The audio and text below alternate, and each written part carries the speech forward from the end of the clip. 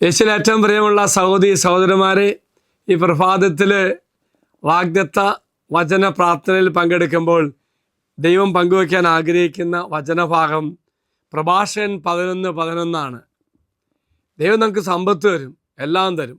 എല്ലാം നേടിക്കഴിയുമ്പോൾ ദൈവത്തെ വേണ്ട എന്ന ചിന്ത, അല്ലെങ്കിൽ ദൈവം ആഗ്രഹിക്കാത്ത തരത്തിൽ സമ്പത്ത് ഉപയോഗിക്കുന്ന അവസ്ഥ, അത് ദൈവം ആഗ്രഹിക്കുന്നില്ല.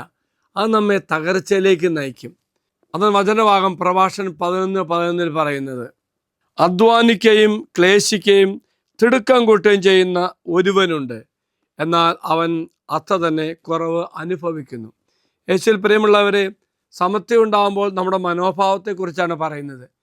എല്ലാം ദാനമായി ദൈവം തന്നതാ എങ്കിൽ കർത്താവ് ആഗ്രഹിക്കുന്നത് സമ്പത്തിന് മേലും എളിമയുള്ള ഹൃദയമാണ് കർത്താവ് ആഗ്രഹിക്കുന്നത്. എല്ലാം ദൈവം ദാനമായി നൽകി, അഹങ്കരിക്കാൻ ഒന്നുമില്ല.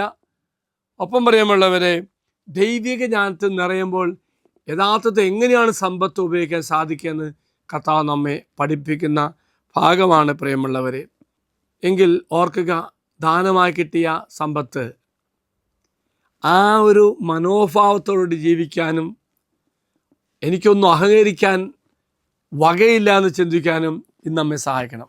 മറക്കരുത് പ്രിയമുള്ളവരെ, ദൈവം ദാനമായി നൽകി ദാനമായി കണ്ടുകൊണ്ട് മറ്റുള്ളവരെ പങ്കുവച്ച് ജീവിക്കാൻ നമുക്ക് സാധിക്കണം. എൻ്റെ സ്വത്തിലൊന്നും എനിക്ക് ഒരിക്കലും അഹങ്കരിക്കാൻ പറ്റത്തില്ല. ഒരു നിമിഷം മതി നമുക്കെല്ലാം നഷ്ടമാകാൻ. സഹോദരന്മാരെ, ദൈവത്തിൻ്റെ ഈ വാഗ്ദത്ത പേടകത്തിലേക്ക് നമ്മുടെ നിയോഗം സമർപ്പിക്കാം.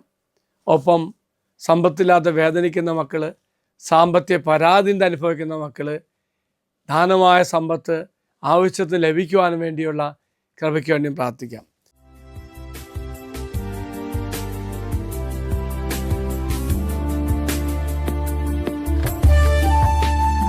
ഇത് നിങ്ങൾ സമർപ്പിച്ച നിങ്ങളുടെ എല്ലാ നിയോഗങ്ങളും അൾത്താരയിലേക്ക് അച്ഛൻ സമർപ്പിക്കുന്നു.